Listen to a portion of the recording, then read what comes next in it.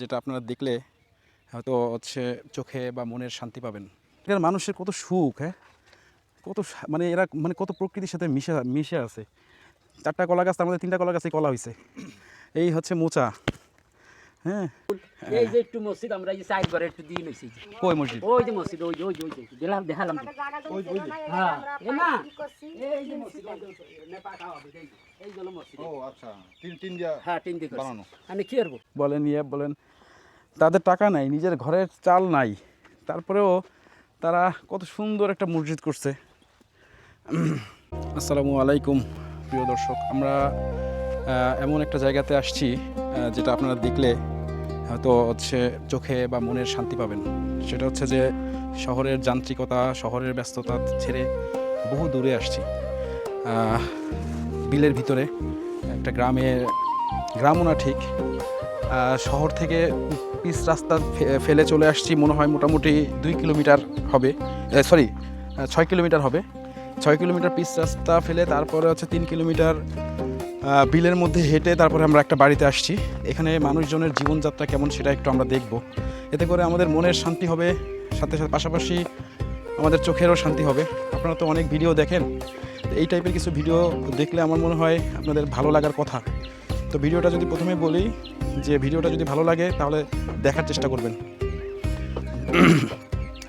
আমরা এখন যে বাড়িটাতে আসছি সে বাড়িটা প্রথমে তো বলে নিলাম যে এই বাড়িটা দেখেন চারপাশেই পানি।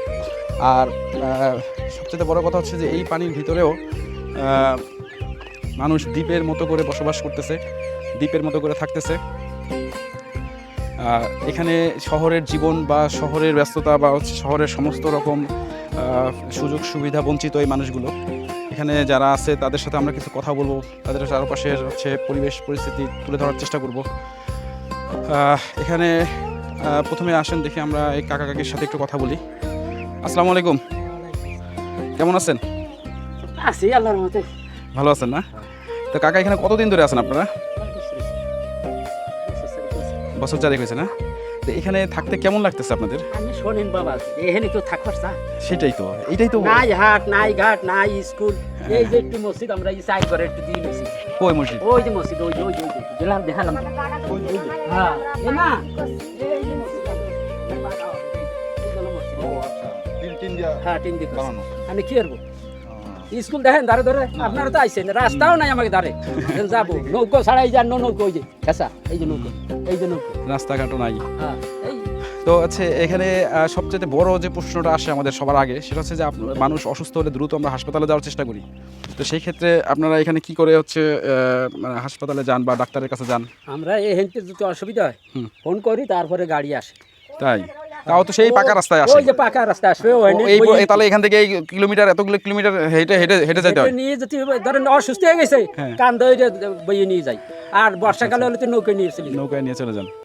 আচ্ছা, আর এখন সেই নিয়ে ওই যে একজন অসুস্থ হয়েছে, খাট বাস আনবো, ওই যে খাট বাস ওই কলা গাছের ওই যে রাস্তা যাই দেখেন লোহার, হ্যাঁ সেই খাট বাস নিয়ে চলছে। ও কইছে খবরদারি এই হইন না, শেষে কান ধরে বইয়ে নইছে।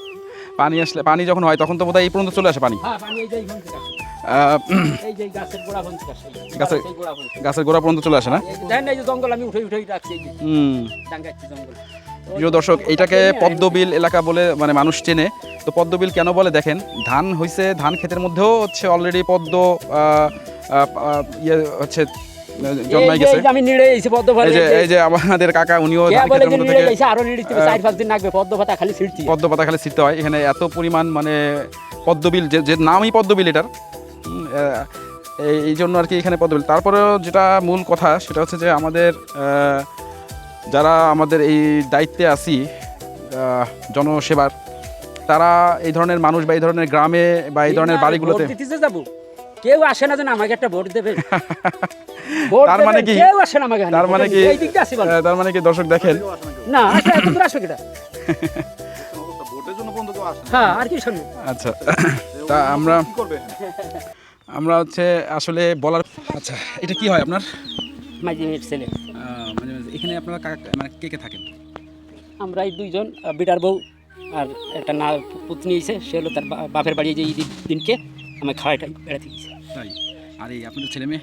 ছেলে মেয়ে 3 মেয়ের বিয়ে হয়ে গেছে। আচ্ছা আচ্ছা, মাশাআল্লাহ, ভালো। এখানে তো আপনারা আসলে জীবন যুদ্ধ করতেছেন বর্তমানে আধুনিকতা ছোঁয়া থেকে অনেক আমরা দূরে আশায় আছেন আছি যে আমাদের একটা রাস্তা রাস্তা করার জন্য হ্যাঁ। এই আশায় আমরা তাহলে না হোক আমাদের না করতে পারলে তো হবে হ্যাঁ, এই হ্যাঁ। আশায় আমরা আছি। ইনশাল্লাহ ইনশাল্লাহ হয়ে যাবে।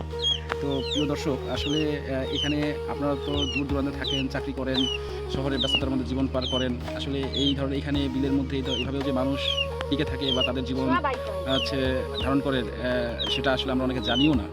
হ্যাঁ, তো আমার মনে হয় এই ভিডিওটা দেখলে আপনাদের বিবেকে অনেকের বিবেককে নাড়া দিবে বা ভালো লাগলে হচ্ছে পাশে থাকবেন। ধন্যবাদ। দেখেন এই যে কি করতেছেন, এটা কি করবেন বড়িগুলো? কি সেদ্ধ করে তারপরে গুড় কিনে গুড়ের মধ্যে আর কি দিয়ে করে দিয়ে নাড়ি চাড়িয়ে সময় খাওয়া হবে এখানে আপনার মনে হয় হাঁস মুরগি গরু ছাগল পালেন না?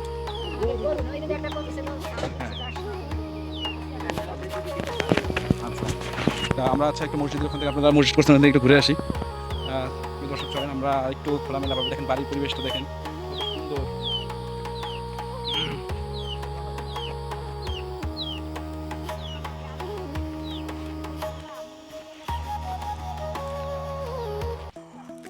প্রিয় দর্শক দেখেন আমরা কিন্তু একেবারে প্রত্যন্ত বিলের ভিতরে আছি।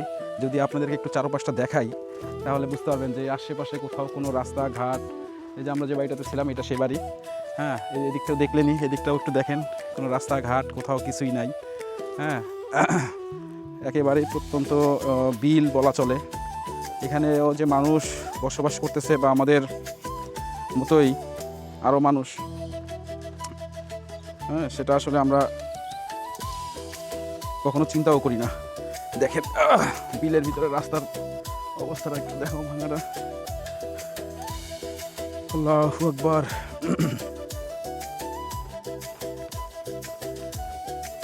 যদি প্রাকৃতিক কোনো দৃশ্যের কথা বলি, আমরা দেশ বিদেশ ঘুরে বেড়াই আমরা প্রকৃতির সাথে মেশার জন্য, অথচ এইরকম একটা প্রকৃতি দেখেন, কলার মোচা গাছ থেকে মানে ঝরে পড়ে আছে, একটা কলা দেখেন। এখানকার মানুষের কত সুখ, হ্যাঁ, কত মানে এরা মানে কত প্রকৃতির সাথে মিশে আছে। 4টা কলা গাছ, তার মধ্যে 3টা কলা গাছে কলা হয়েছে, এই হচ্ছে মোচা। হ্যাঁ, তারপরে দেখেন, তারপরে এখানে দেখেন মানুষের জীবন মৃত্যুটা দেখেন। এখানে অলরেডি মারা গেলে যে খাটিয়া, সে খাটিয়া এনে ফেলে রাখছে। হ্যাঁ, মানে এরা হচ্ছে জীবনে বাঁচতেছে মানে আমাদের আধুনিকতার ছোঁয়া বাদে। একবার একটু পদ্মবিলটা দেখেন, এটা কিন্তু পুরোটাই পদ্মবিল।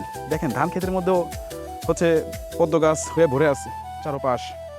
তো এখানে এই যে 3-4টা ঘর, এই 3-4টা ঘর মিলে কিন্তু এখানে একটা মসজিদ করছে ছোট।